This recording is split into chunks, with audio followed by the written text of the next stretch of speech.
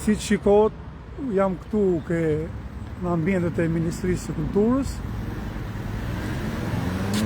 me që jemi edhe në prag festash, është ndihet një aromë festash, domethënë, kam ardhur këtu ke Ministria e Kulturës për t'i bërë një apel Ministrit të Kulturës dhe stafit të tij, që me që 2025-a iku pa u bërë asgjë, unë po vi këtu me shpresën që 2026-a të bëj një ndryshim sado të vogël në lidhje me situatën ku ndodhen institucionet e artit dhe të kulturës, si ato të pushtetit qendror dhe të pushtetit vendor.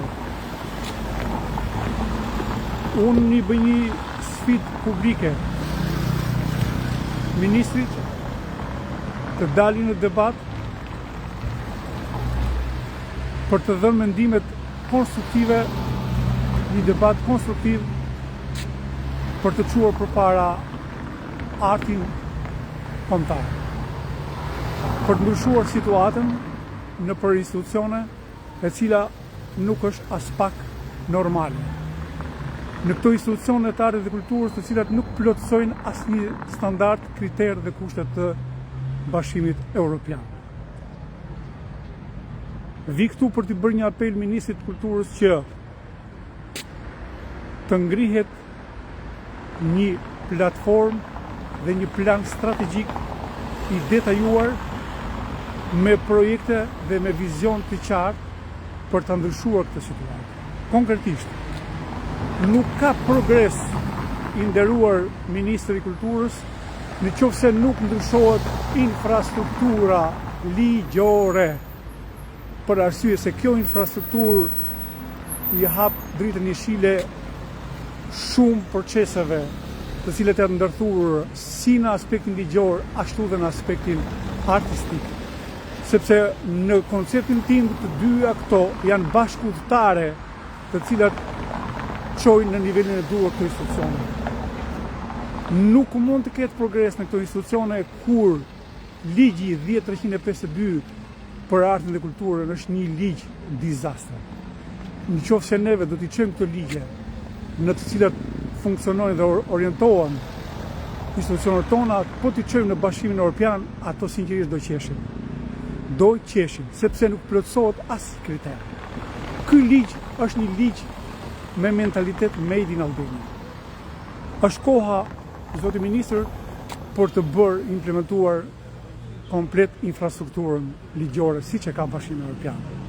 Me ato kushte, me ato parametra, me ato standarde, me ato kritere që ka BE-ja. Neve themi do shkojmë BE, por neve thjesht implementojmë dhe vendosim formula të cilat janë interes të klaneve të caktuara të qoftë politikës e të tjera e tjera. Po nuk ndryshua aktet në ligjore në për institucionet e artit dhe kulturës, siç është rregulloria. A e dini ju, zoti ministër, se rregulloria është një patçavure në të cilët funksionon institucionet e artit dhe kulturës. Qoftë oper, qoftë cirku, qoftë teatri kombëtar, qoftë teatri eksperimental, qoftë teatri kukullave, etj. Më lejoni të them vetëm një fakt, miqtë e mi, që po më ndiqni. Nuk ka rregullore në botë që të thotë në lidhje me orarin e punës që oraret e punës në për institucionet e pushtetit qendror janë evazive. Nuk ka, është qesharake, sepse nuk është ky term fare, nuk ekziston në kodin e punës. Prandaj, zoti ministër, artistët janë totalisht funksionojnë dhe në aspektin e punës pa sisteme. Punojnë me sisteme pa sisteme, me orare pa orare, nga e hëna në të hënë, për të mos thënë nga 18 ditë e me radhë. Dhe nga ora 10 e nuk e di se ku përfundon. Sepse mungon ajo që është themelore për artistët. Mungon kontrata profesionale, nacionale e punës. Dhe kjo është një errësi, zoti ministër. Unë ja kam thonë që në 2024 duhet bërë kontrata profesionale, nacionale, multifunksionale për artistët. Dhe duhet hequr dorë nga ato nenet e të mërshme që duhet punosh 40 orë në javë dhe 8 orë në ditë. Dhe krijohet aty një kakofoni e të mërshme. Prandaj një orë më parë i bëj thirrje zotit ministër të tregoj dhe të kultivoj kulturën e debatit konstruktiv. Është në nderin tuaj që të tregoni kulturën për zhvillimin e dialogut social dhe institucional me grupet e interesit, jo grupe fake, se nuk shkojmë askund kështu. Është koha të përballemi dhe për të thënë të vërtetat për një interes shumë madh, për të bërë një infrastrukturë ligjore model, kur artistët të kenë dinjitet, ku zëri i tyre të dëgjohet dhe të implementohen ato që unë thashë më përpara. Pra po e përsëris, nuk ka progres, nuk ka artist me dinjitet dhe me integritet, sa kohë neve na mungon kontrata profesionale. Neve kemi thjesht akte ligjore dhe akte në ligjore, të cilët janë ekuivoke, kanë përplasje me njëra tjetrën dhe hera herës kanë dhe vakume. Një pikë tjetër që unë do ta ngrej këtu dhe ta di opinioni publik është: zoti ministër, ju takon juve me ekipin tuaj, me stafin tuaj, të bëni organigrama profesionale, jo organigrama që s'kan asnjë lloj standardi profesional. Organigramat në institucionet janë komplet aprofesionale. Ajo çka unë propozoj është që organigramat mos t'jenë në tagër i ministrisë, në të cilën për fat keq koha ka treguar që thjesht vinë disa persona, një staf domethënë thjesht burokratik. Ato ndoshta mund të ketë dëshirën e mirë, por deri më sot referuar fakteve shikoj që nuk ka asnjë diçka që në mendimin tim nuk është profesional. Prandaj do t'ju lutesha shumë që të ndryshohet organigrama dhe të bëhet me grupet e punës në të cilët marrin pjesë grupet e interesit, përfaqësues të artistëve. Sepse do t'ju bëj një pyetje zoti ministër, sa përfaqësues specialist ka ministria, të cilët kanë punuar në për institucionet e artit kulturës, si në opera, teatr, cirk etj, dhe janë atashuar ke ministria juaj dhe ato e kanë akoma dhe më të qartë dhe më të lehtë për të treguar se çfarë do ndryshuar. Do të sugjeroj në mënyrë shumë modeste që të ketë përfaqësues të artistëve në këto institucione brenda ministrisë, të cilët të japin mendime konstruktive, sepse e njohin situatën shumë mirë nga brenda. Njëkohësisht, ju bëj thirrje zoti ministër, që në këto organigrama të shtohet numri i artistëve dhe të rekrutohen artistë të rinj, të bën politika zhvillimore për ku tregohet qartë vullneti i këtij dikasteri që prioritet bazë ka rekrutimin e artistëve vendas, të punojnë dhe të pajisen me një kontratë pune me kohë të përcaktuar, jo sezonale, me siguracione zoti ministër, se është e tmerrshme me artistët që punojnë me kontrata sezonale apo me projekte akoma dhe më keq, dhe dihet shumë mirë dhe formula se si ato trajtohen nga ana financiare. Ato punojnë, marrin një pagë qesharake. Cila është propozimi im për artistët? Propozimi im, zoti ministër, është këto artistë të punësohen me kontratë pune me kohë të përcaktuar, të njifin siguracionet dhe të marrin 60% të pagës që marrin artistët definitiv, që janë brenda operës. Kjo është politika zhvillimore. Kjo është ajo që artistët jashtë shtetit kanë dinjitet. Prandaj, nëse s'bën këto lloj politikash, këto lëvizje sa ligjore, po dhe profesionale, atëherë do të kemi një popullim normal dhe të artistëve, sepse nuk e gjejnë më vetën e tyre, se duhet presin nga 10 vjet për të hyrë. Ndërsa këto që them unë, që propozoj unë, as më shumë, as më pak, janë në të gjithë operat nacionale. Opera nacionale jona nga 2014 deri tani një pati vetëm njërisi, që opera nacionale në vend që të kishte Hall of Fame u kthye në opera Panair.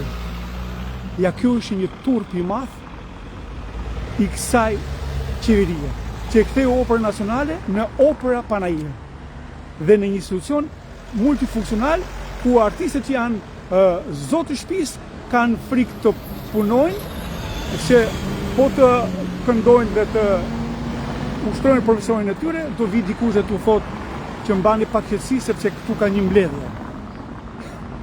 Kjo është situata.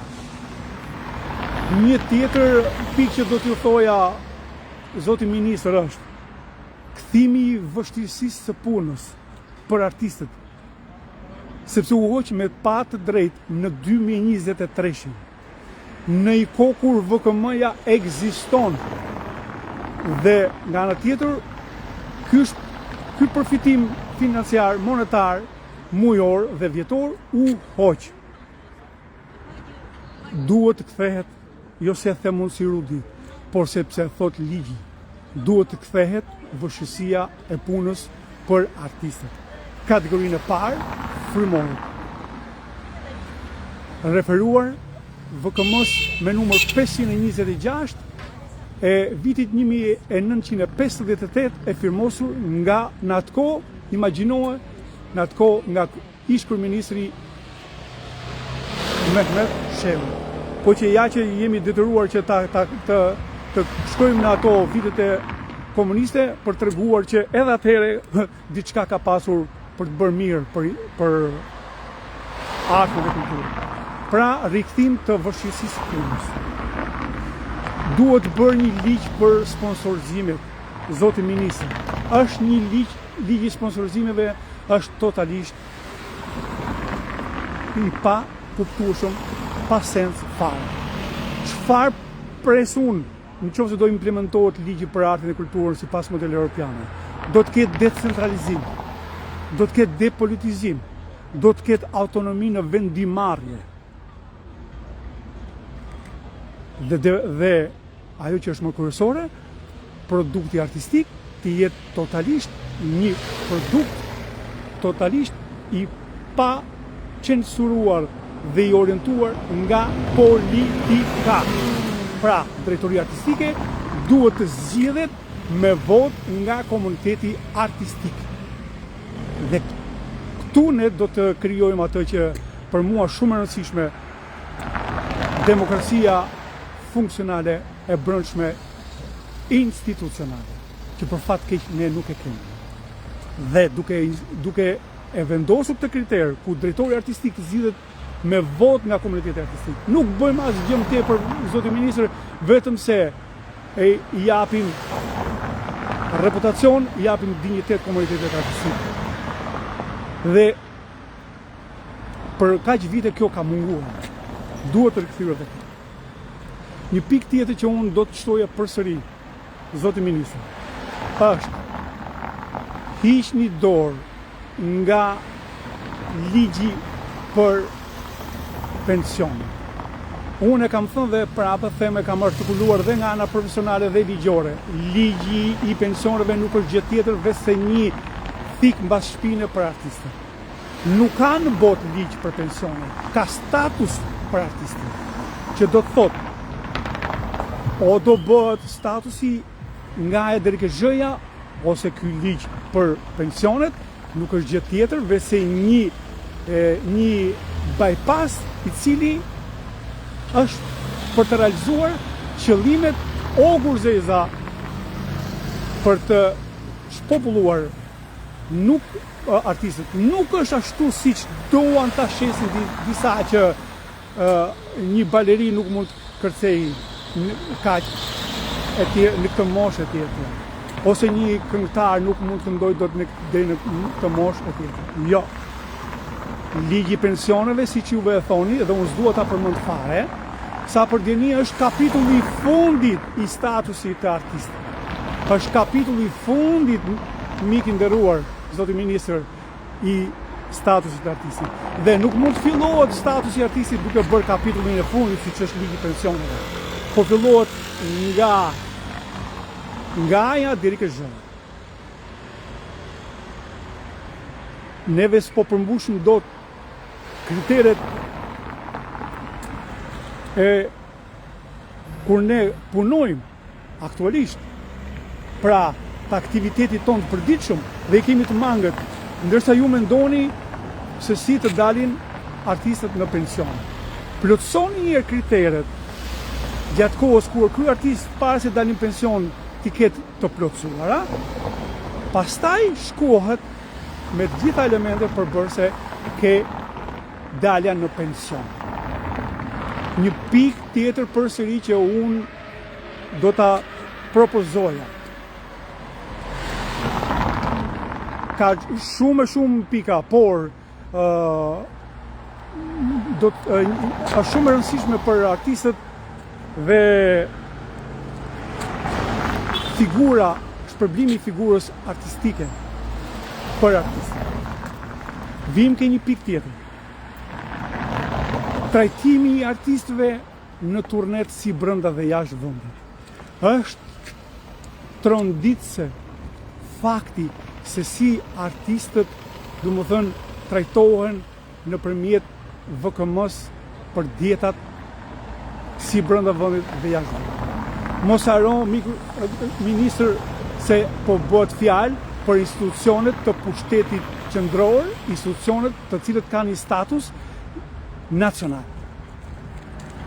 Nuk mundet kur një artist të trajtohet me këto lloj VKM-sh, të cilët i vën metrin që duhet të kalosh 45 kilometra dhe po si kalove 45 kilometra ti do marrësh 5.000 lekë. Kjo, zoti ministër, është një VKM që i përket thjesht administratës. Ajo që ka unë propozoj është që dietat, trajtimi financiar i artistëve duhet të jetë totalisht specifike, totalisht profesionale, që do të thotë artistët nuk duhet të kenë këtë trajtim si trajtohen administrata me këto lloj VKM-sh me lidhje me dietat ku deri 50 kilometra me 5.000 lekë. E tjerë. Që mos të ndodhi që artistët të vinë në mesnat dhe të vinë në mëngjes prapë në punë, ose të vinë të bëjnë mbi 6 orë udhëtim dhe pastaj të ndodhi që të bësh edhe provë gjenerale edhe të bësh dhe shfaqje. Pra, dietat duhet të kenë një trajtim specifik, profesional dhe të marrin atë nenin specifik ligjor e cila e bën të mundur ekzekutimin e këtij neni të plot si paket, sa ligjore ashtu dhe profesional. Në momentin, zoti ministër, që bën këto pra kontrata profesionale, ku unë do të sugjeroj akoma dhe më shumë, në qoftë se neni 84 i kodit të punës dhe neni 97 dispozitat të veçanta i japin dritën jeshile ministrisë dhe institucioneve në varësi që të shkoputen nga nenet të cilët përcaktojnë 40 orë në javë dhe 8 orë në ditë, është koha, zoti ministër, që të bëni një relacion të detajuar me grupet e interesit, ta çoni në kryeministri dhe duke respektuar përkatësisht nenin 83, 84 dhe 97 të kodit të punës, dispozitat të veçanta, çohet në ministri dhe bëhet një VKM specifike me orare të reduktuara dhe aty pastaj çdo gjë shkon në vendin e vet. Dhe një tjetër shqetësim që unë e kam që është sa profesional dhe ligjor. Çfarë ndodh kur artistët marrin kontratën profesionale si që ka bota. A dini ju, miqtë të nderuar ardashës, që ne kemi një kontratë kolektive 3 faqe. Po ju bëjmë di, kontrata profesionale nacionale që ka gjithë bota, si në Gjermani, si në Itali, si në Francë, si në Belgjikë, si në Angli, është me mbi 168 nene. Imagjinoni pak, mbi 168 nene. Vetëm në Shqipëri, kontrata kolektive është me 3 faqe dhe me 13 nene. Tani imagjinoni, mundet ta plotësojnë këto 13 nene nga e deri ke zhëja të gjitha problematikat dhe gjërat e duhura që duhet ketë një institucion dhe nga krau tjetër një artist? Absolutisht jo. Është qesharak.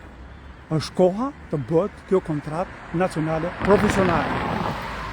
Dhe është koha, zoti ministër, të unë juftoj dhe do të isha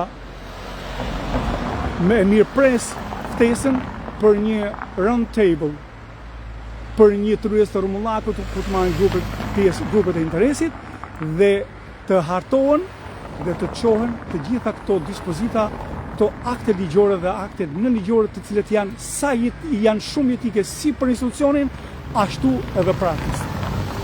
Nuk mund të shkohet kështu, zoti ministër, ku artistët nuk e kanë të specifikuar se kur fillon sezoni artistik, në cilën datë, në cilën muaj fillon sezoni artistik dhe në cilën datë dhe në cilën muaj mbyllet sezoni artistik. Nuk e kanë të specifikuar se sa leje kanë.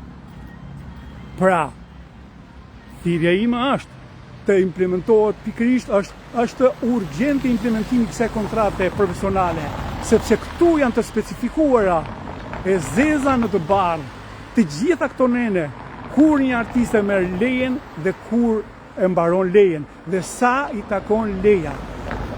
Gjithë bota e mbaron, gjithë artistët në çdo institucion e mbyllin në sezonin artistik në 25 janar, në 25 dhjetor dhe e fillojnë në 12 janar. Këto nuk i them unë, po i ka shkruar bota për 200 vite me radhë. Dhe unë juftoj, zoti ministër, të huazojmë modelet europiane. Dhe të bëmi bashkë për interesin gjithë përfshirës, të gjithë grupeve të interesit, si për të rritur reputacionin dhe imazhin e institucionit, ashtu dhe për të dhënë dinjitetin dhe integritetin e mohuar me të padrejtë të artistëve si rrethoj e pafësisë dhe e politizimit ekstrem të institucioneve drejtuese, orientuese që kanë këto institucione. Shpresoj shumë që 2026 të bëjë ndryshimin e madh. Mirupafshim, faleminderit.